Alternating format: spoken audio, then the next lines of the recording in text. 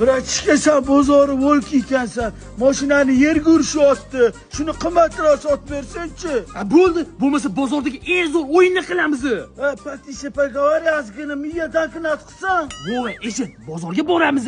Men kredit bo'lib boraman. Lekin sen meni tanimaysan. Mashina o'tdan bo'tdan maqtab tashlayman deb baland narx qo'yib qo'yaman. Atrofimizga 5-6 qo'yni yig'ilib qoladi. Davr bittasi oladi. O'zim senga imo ishora qilaman. Sen sotib olasan, tushundingmi? Dabro, bratishka, ketdi bozorga. Ke, mashina sotiladimi?